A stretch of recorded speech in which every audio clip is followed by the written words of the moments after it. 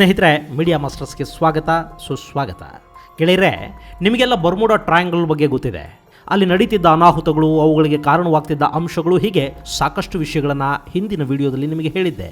ಆದರೆ ಬರ್ಮುಡಾ ಟ್ರಯಾಂಗಲ್ಗಿಂತಲೂ ಭಯಾನಕವಾದ, ಅದಕ್ಕಿಂತಲೂ ಹೆಚ್ಚು ಜೀವಗಳನ್ನು ಬಲಿ ಪಡೆದ ಸಮುದ್ರವೊಂದರ ಕಥೆಯನ್ನು ನಿಮಗೆ ಹೇಳೋದಕ್ಕೆ ಹೊರಟಿದ್ದೀನಿ. ಅಲ್ಲಿ ನಂಬಿಕೆಗಳಿವೆ, ವಿಜ್ಞಾನ ಇದೆ, ಅಲ್ಲಿ ಸಾಗರದಲ್ಲಿ ಸಂಭವಿಸುವ ವಿಸ್ಮಯಗಳಿವೆ. ಹಾಗಾದರೆ ಯಾವುದು ಆ ಭಯಾನಕ ಸಮುದ್ರ? ಏನದರ ವಿಚಿತ್ರ? ಬನ್ನಿ ನೋಡೋಣ.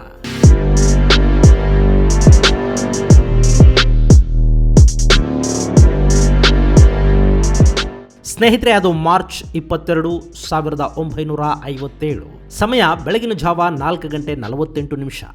ಮಿಗ್ ದ್ವೀಪದಿಂದ ಟೋಕಿಯೋಗೆ ಹೊರಟಿದ್ದ C-97 US ಏರ್ಕ್ರಾಫ್ಟ್ ಬಾನಂಗಳಕ್ಕೆ ಹಾರಿತ್ತು. ಅದರಲ್ಲಿ 67 ಜನ ಸೈನಿಕರಿದ್ದರು. ಅದು 13 ಗಂಟೆಗಳ ಸುದೀರ್ಘ ಪ್ರಯಾಣ. ಮಧ್ಯಾಹ್ನ 2:15 ಎಲ್ಲ ಸರಿಯಾಗಿ ಇತ್ತು. ಇನ್ನೇನು ಕೆಲವೇ ಗಂಟೆಗಳಲ್ಲಿ ಆ ಯುದ್ಧ ವಿಮಾನ ಟೋಕಿಯೋಗೆ ಬಂದಿಳಿಯುತ್ತೆ ಅಂತ ಎಲ್ಲ ಭಾವಿಸಿದ್ರು. ಆದರೆ ಅಲ್ಲಿ ಹಾಗಾಗಲಿಲ್ಲ. C-97 ಸೇರಬೇಕಿದ್ದ ಜಾಗವನ್ನು ಸೇರಲೇ ಇಲ್ಲ. ಉತ್ತಮವಾದ ಹವಾಮಾನ ಇದ್ರೂ ಕೂಡ ಅದು ಟೋಕಿಯೋದಿಂದ 200 ಮೈಲಿಗಳ ದೂರದಲ್ಲಿ ಎಲ್ಲೋ ಅಪಾಯಕ್ಕೆ ಸಿಲುಕಿತ್ತು. ಹಾಗೂ ಅದರ ಸುಳಿವು ಕೂಡ ಸಿಗದ ಹಾಗೆ ಅದು ನಾಪತ್ತೆಯಾಗಿಬಿಡ್ತು. ಹೀಗಾಗಿ ಟೋಕಿಯೋದಲ್ಲಿದ್ದ ಅಮೆರಿಕದ ಸೈನ್ಯದಲ್ಲಿ ದುಗುಡ ಹೆಚ್ಚಾಯಿತು. ಅವರು C-97 ಏನಾಗಿರಬಹುದು ಅನ್ನೋದನ್ನು ಹುಡುಕೋದಿಕ್ಕೆ ಹೊರಟರು. ಆದರೆ ಯಾವ ಪ್ರಯೋಜನವೂ ಆಗಲಿಲ್ಲ. ಹಾಗಾದರೆ C-97 ಹಾಗೂ ಅದರಲ್ಲಿದ್ದ 67 ಮಂದಿ ಸೈನಿಕರು ಏನಾದರೂ ಅನ್ನೋದು ದೊಡ್ಡ ಮಿಸ್ಟ್ರಿಯಾಗಿ ಉಳ್ಕೊಳ್ತು. ಅಷ್ಟೇ ಅಲ್ಲ, ಅವತ್ತಿಗದು ಅಮೆರಿಕಕ್ಕೆ ಅತಿ ದೊಡ್ಡ ಆಘಾತವನ್ನು ಕೂಡ ಕೊಡ್ತು. ಯಾಕೆ ಅಂದರೆ, ಎರಡನೇ ಮಹಾಯುದ್ಧದ ಸಂದರ್ಭದಲ್ಲಿ ಅದೇ ಸಮುದ್ರದಲ್ಲಿ ಅಮೆರಿಕ ಇಂಥದ್ದೇ ಅನಾಹುತವನ್ನು ಎದುರಿಸಿತ್ತು. ಈಗ 1957ರಲ್ಲಿ ಮತ್ತೆ ಎರಡನೇ ಬಾರಿ ಅಮೆರಿಕಾಗೆ ಮತ್ತೊಂದು ಆಘಾತ ಎದುರಾಗಿತ್ತು.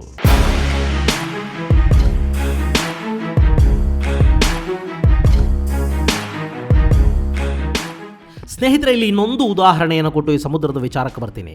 ನಿಮ್ಮೆಲ್ಲರಿಗೂ ಎರಡನೇ ಮಹಾಯುದ್ಧದ ಕಥೆ ಗೊತ್ತೇ ಇದೆ. ಅಮೆರಿಕ ಯುದ್ಧರಂಗಕ್ಕೆ ಅಧಿಕೃತವಾಗಿ ಕಾಲಿಡೋ ಹಾಗೆ ಮಾಡಿದ್ದು ಜಪಾನ್.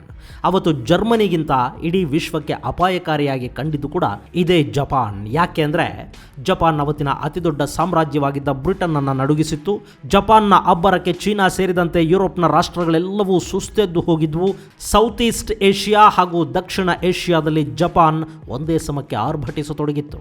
ಅಲ್ಲದೆ 1941ರ ಡಿಸೆಂಬರ್ನಲ್ಲಿ ಅಮೆರಿಕದ ಹವಾಯಿ ದ್ವೀಪಗಳ ಮೇಲೆ ದಾಳಿ ಮಾಡೋದ್ರ ಮೂಲಕ ಜಪಾನ್ ಸುಮ್ಮನಿದ್ದವರನ್ನು ಕೂಡ ಕೆಣಕಿಬಿಟ್ಟಿತ್ತು. ಪರಿಣಾಮ ಪೆಸಿಫಿಕ್ ಸಾಗರ ಎರಡನೇ ಮಹಾಯುದ್ಧದ ಘನಘೋರ ಕದನ ಸ್ಥಳವಾಗಿ ಮಾರ್ಪಡಿತು.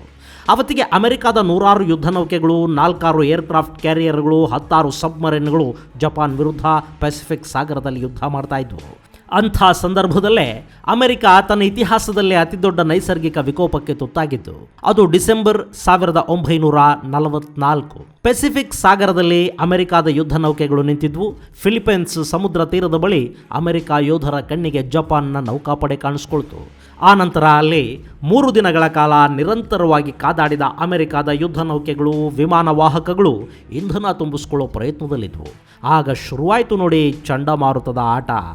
ಗೆಳೆಯರೆ, ಪೆಸಿಫಿಕ್ ಸಾಗರವನ್ನು ಶಾಂತ ಸಾಗರ ಅಂತ ಕರೀತಾರೆ. ಆದರೆ ಅಲ್ಲಿ ಬಂದ ಚಂಡಮಾರುತ ಅಮೆರಿಕದ ಟಾಸ್ಕ್ ಫೋರ್ಸ್ 38 ತಂಡವನ್ನು ಸಾಕಷ್ಟು ಕಾಡಿತ್ತು.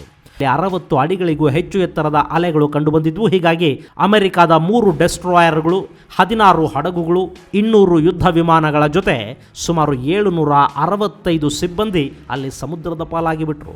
ಅದು ನಿಜಕ್ಕೂ ಅಮೆರಿಕದ ನೌಕಾಪಡೆಯ ಇತಿಹಾಸದಲ್ಲಿ ಅತಿ ಭೀಕರ ಸನ್ನಿವೇಶ ಹಾಗೂ ಅತ್ಯಂತ ಘೋರ ದುರಂತ ಕೂಡ. ಹೀಗೆ ಎರಡನೇ ವಿಶ್ವಯುದ್ಧದ ಸಮಯದಲ್ಲಿ ಅಮೆರಿಕ ಈ ಪರಿಯ ನಷ್ಟವನ್ನು ಅನುಭವಿಸಿದ್ದು ಹಾಗೂ 1957ರಲ್ಲಿ ತನ್ನ ಯುದ್ಧ ವಿಮಾನವನ್ನು ಕಳ್ಕೊಂಡಿದ್ದು ಎರಡೂ ಹೆಚ್ಚು ಕಡಿಮೆ ಒಂದೇ ಸ್ಥಳದಲ್ಲಿ.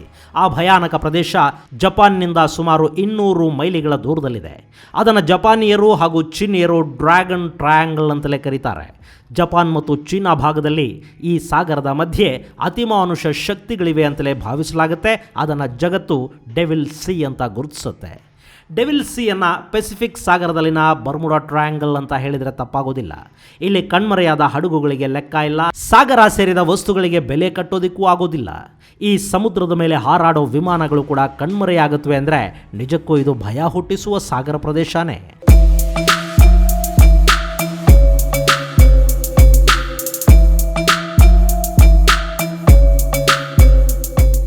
ಸ್ನೇಹಿತರೆ, 1975ರಲ್ಲಿ ಬರ್ಮುಡಾ ಟ್ರಯಾಂಗಲ್ ಮಿಸ್ಟ್ರಿ ಸಾಲ್ವ್ಡ್ ಅನ್ನೋ ಕೃತಿ ಹೊರಬಂದಾಗ ಬರ್ಮುಡಾ ಟ್ರಯಾಂಗಲ್ಗಿಂತ ಹೆಚ್ಚು ಸಮಸ್ಯೆಗೆ ಗುರಿಯಾಗಿರುವ ಸಾಗರ ಪ್ರದೇಶಗಳು ವಿಶ್ವದಲ್ಲಿವೆ ಅಂತ ಹೇಳಲಾಯಿತು.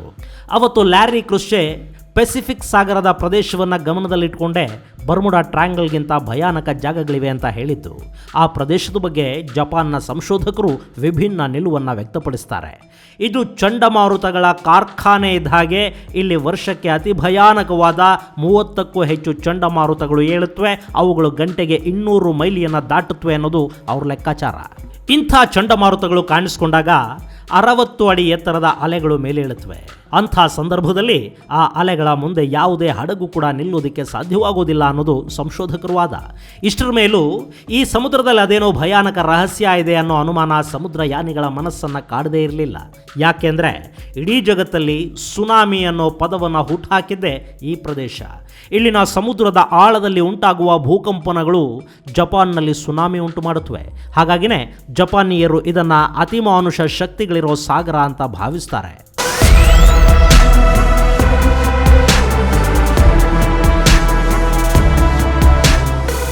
ಗೆಳೆಯರ, ಇಲ್ಲೇನೋ ರಹಸ್ಯ ಇದೆ ಅನ್ನೋ ವಿಚಾರ ಎಷ್ಟರ ಮಟ್ಟಿಗೆ ಚರ್ಚೆ ಆಯಿತು ಅಂದರೆ, ಅದನ್ನು ಹುಡುಕೋದಕ್ಕೆ ಜಗತ್ತಿನ ಸಾಕಷ್ಟು ಬಲಿಷ್ಠ ರಾಷ್ಟ್ರಗಳು ಪ್ರಯತ್ನ ಮಾಡಿದ್ವು. ಆದರೆ ರಹಸ್ಯವನ್ನು ಬಯಲು ಮಾಡಿದ್ದು 1980ರಲ್ಲಿ ಕಾಣೆಯಾದ ಒಂದು ಹಡಗು. ಅದು ಸೆಪ್ಟೆಂಬರ್ 1980. ಕಬ್ಬಿಣದ ಅದಿರನ್ನು ತುಂಬಿಕೊಂಡಿದ್ದ ಡರ್ಬಿಶೈರ್ ಅನ್ನೋ ಕಾರ್ಗೋ ಶಿಪ್ ಜಪಾನ್ನಿಂದ 100 ಮೈಲಿಗಳ ದೂರದಲ್ಲಿತ್ತು. ಆ ಹಡಗು ಡೆವಿಲ್ ಸಿ ವ್ಯಾಪ್ತಿಗೆ ಬರ್ತಿದ್ದ ಹಾಗೆ ಸಮುದ್ರದಲ್ಲಿ ಭಯಾನಕ ಚಂಡಮಾರುತ ಶುರುವಾಗಿ ಹೋಯಿತು. ಅಲ್ಲಿ ಸುಮಾರು 30 ಅಡಿಗಳ ಎತ್ತರದ ಅಲೆಗಳು ಎದ್ವು. ಗಾಳಿಯ ವೇಗ 70 ಮೈಲಿಯನ್ನು ದಾಟಿತ್ತು. ನೋಡ್ತಿರುವಾಗಲೇ ಅಲೆಗಳ ಎತ್ತರ ಹೆಚ್ಚಾಗ್ತಾ ಹೋಯಿತು. ಅದಾದ ಕೆಲವೇ ಕ್ಷಣಗಳಲ್ಲಿ ಡರ್ಬಿಶೈರ್ ಅನ್ನೋ ಬಹುದೊಡ್ಡ ನೌಕೆ ಹಾಗೂ ಅದರಲ್ಲಿದ್ದ ಸಿಬ್ಬಂದಿ ಸಮುದ್ರದಲ್ಲಿ ಕಾಣೆಯಾಗಿಬಿಟ್ರು. ಆದರೆ ಡರ್ಬಿಶೈರ್ ಕಣ್ಮರೆಯನ್ನು ಅದರಲ್ಲಿದ್ದ ಸಿಬ್ಬಂದಿಯ ಕುಟುಂಬಸ್ಥರು ಸೀರಿಯಸ್ ಆಗಿ ತಗೋತಾರೆ. ಹೀಗಾಗಿ 14 ವರ್ಷಗಳ ನಂತರ ಆ ಕಾಣೆಯಾದ ಹಡಗನ್ನು ಹುಡುಕೋದಿಕ್ಕೆ ಸಂಶೋಧಕರ ತಂಡ ಮುಂದಾಯಿತು. ಆಗ ಜಗತ್ತಿನ ಅತ್ಯಾಧುನಿಕ ಸಬ್ಮರ್ಸಿಬಲ್ ಮಿಷನರಿಯನ್ನು ಈ ಸಂಶೋಧನೆಗಾಗಿ ಬಳಸಿಕೊಳ್ಳಾಯಿತು. ನಿಜಕ್ಕೂ ಆ ಮಿಷನ್ ಅದ್ಭುತವನ್ನೇ ಸಾಧಿಸಿಬಿಡ್ತು. ಅದು ಕಾಣೆಯಾಗಿದ್ದ ಡರ್ಬಿಶೈರನ್ನು ಪತ್ತೆ ಹಚ್ಚಿತು. ಹೀಗಾಗಿ ಆ ಹಡಗಲ್ಲಿದ್ದ ಸಿಬ್ಬಂದಿಯ ಕುಟುಂಬಸ್ಥರು ತಮ್ಮ ಅಗಲಿದವರಿಗೆ ಸಂತಾಪವನ್ನು ಸೂಚಿಸಿದರು. ಆದರೆ ಸಂಶೋಧಕರ ತಂಡದ ಕೆಲಸ ಇಲ್ಲಿಗೆ ಮುಗಿಲಿಲ್ಲ. ಅದು ಇಲ್ಲಿಂದಲೇ ಆರಂಭವಾಯಿತು.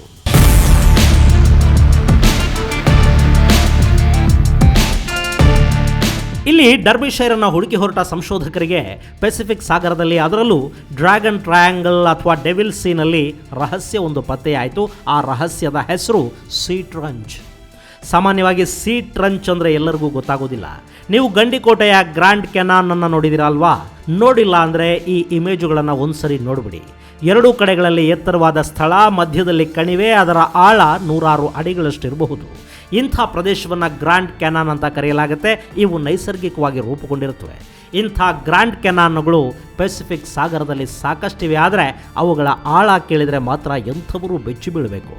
ಗೆಳೆಯರೆ, ನಿಮಗೆ ಎವರೆಸ್ಟ್ ಶಿಖರ ಗೊತ್ತಲ್ಲ? ಆ ಮೌಂಟ್ ಎವರೆಸ್ಟನ್ನು ಈ ಸಾಗರದಲ್ಲಿರೋ ಟ್ರಂಚಲ್ಲಿಟ್ಟರೆ ಅದು ಸಮುದ್ರದ ಮೇಲ್ಮೈಯಿಂದ ಸುಮಾರು 1250 ಮೀಟರ್ ಆಳದಲ್ಲಿ ಉಳಿದು ಬಿಡುತ್ತೆ. ಇಷ್ಟೊಂದು ಆಳದ ಟ್ರಂಚ್ ಸುಮಾರು 2500 ಮೀಟರ್ಗಳಷ್ಟು ಉದ್ದ ಹಬ್ಬಿದೆ. ಅದರ ಅಗಲ ಸುಮಾರು 69 ಕಿಲೋಮೀಟರ್ ಅಂತ ಹೇಳಲಾಗುತ್ತೆ. ಇಲ್ಲಿ ನೀರಿನ ಒತ್ತಡ ಮೇಲ್ಮೈ ಒತ್ತಡಕ್ಕಿಂತಲೂ 1000 ಪಟ್ಟು ಅಧಿಕ ಆಗಿರುತ್ತೆ. ಹಾಗಾಗಿನೇ ಈ ಪ್ರದೇಶದಲ್ಲಿ ಅಮೆರಿಕ ತನ್ನ 50ಕ್ಕೂ ಹೆಚ್ಚು ಸಬ್ಮರೀನ್ಗಳನ್ನು 2ನೇ ಮಹಾಯುದ್ಧದ ಸಂದರ್ಭದಲ್ಲಿ ಕಳ್ಕೊಂಡಿತ್ತು.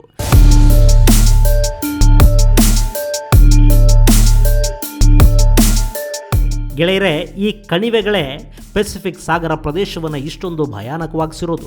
ಅಲ್ಲದೆ ಇಲ್ಲಿನ ಸಮುದ್ರದ ಆಳದಲ್ಲಿ ಉಂಟಾಗುವ ಭೂಕಂಪನ ಮುಳುಗಿದ ಹಡಗು, ವಿಮಾನಗಳನ್ನು ತಳ ಸೇರಿಸಿ ಅದರ ಮೇಲೆ ಮಣ್ಣು ಮುಚ್ಚಿಬಿಡುತ್ತೆ.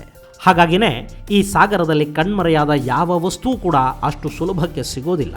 ಜಪಾನ್ನ ಅಂದಾಜಿನ ಪ್ರಕಾರ ಈ ಸಮುದ್ರದಲ್ಲಿ ವರ್ಷಕ್ಕೆ ಸುಮಾರು 2 ರಿಂದ 2.5 ಸಾವಿರ ನೌಕೆಗಳು ಅಪಘಾತಕ್ಕೀಡಾಗುತ್ತವಂತೆ. ಇದಕ್ಕೆಲ್ಲ ಕಾರಣ ಇಲ್ಲಿನ ಸಮುದ್ರದ ಆಳದ ಕಣಿವೆ ಹಾಗೂ ಸಮುದ್ರದ ಒಳಗಿನ ಭೂಕಂಪನ ಮತ್ತು ಇಲ್ಲಿ ಏಳುವ ಚಂಡಮಾರುತ ಅನ್ನೋ ನಿರ್ಧಾರಕ್ಕೆ ಬರಲಾಗಿದೆ. ಇದೆಲ್ಲದರ ನಡುವೆ ಕೂಡ ಯಥಾ ಪ್ರಕಾರ ಏಲಿಯನ್ಗಳ ಬಗ್ಗೆ ಕಥೆಗಳು ಕೇಳಿಬರುತ್ತವೆ. ಸೋವಿಯತ್ಗೆ ಸೇರಿದ ಸಂಶೋಧಕರ ತಂಡವೊಂದು ಈ ಭಾಗದಲ್ಲಿ ಹಾರುವ ತಟ್ಟೆಗಳನ್ನು ನೋಡಿತ್ತು ಅಂತ ಕೂಡ ಹೇಳಲಾಯಿತು. ಆದರೆ ಅದರ ಬಗ್ಗೆ ಯಾರು ಹೆಚ್ಚು ತಲೆ ಕೆಡಿಸ್ಕೊಳ್ಳೋದಕ್ಕೆ ಹೋಗಲಿಲ್ಲ. ಗೆಳೆಯರೆ, ಈ ಜಗತ್ತು ಅನ್ನೋದಿದೆಯಲ್ಲ, ಅದೇ ಒಂದು ವಿಸ್ಮಯಗಳ ಆಗರ. ಎಲ್ಲಿ ಏನು ಹೇಗೆ ಅನ್ನೋದೆಲ್ಲವನ್ನು ಸಂಪೂರ್ಣವಾಗಿ ತಿಳಿಯೋದಕ್ಕಿನ್ನೂ ಮನುಷ್ಯನಿಂದ ಸಾಧ್ಯ ಆಗಿಲ್ಲ. ಪ್ರಕೃತಿಯ ಸೃಷ್ಟಿ ಹಾಗೆ ಮನುಷ್ಯನಿಗೆ ಸಂಪೂರ್ಣವಾಗಿ ಎಟುಕಿ ಬಿಟ್ಟರೆ ಅವನು ಈ ವಿಸ್ಮಯಗಳನ್ನು ಕೂಡ ನಾಶ ಮಾಡಿಬಿಡ್ತಾನೆ.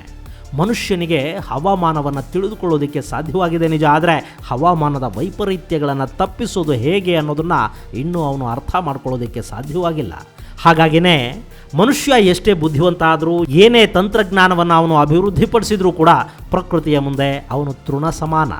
ಗೆಳೆಯರೇ, ಇದು ಬರ್ಮುಡಾ ಟ್ರಯಾಂಗಲ್ಗಿಂತಲೂ ಭಯಾನಕವಾದ ಡ್ರ್ಯಾಗನ್ ಟ್ರಯಾಂಗಲ್ನ ವಿಚಾರ. ಮುಂದಿನ ವಿಡಿಯೋದಲ್ಲಿ ಮತ್ತೊಂದು ವಿಶೇಷವನ್ನು ನಿಮ್ಮ ಮುಂದಿಡ್ತೀನಿ. ಅಲ್ಲಿವರೆಗೆ ಜೈ ಹಿಂದ್, ಜೈ ಕರ್ನಾಟಕ.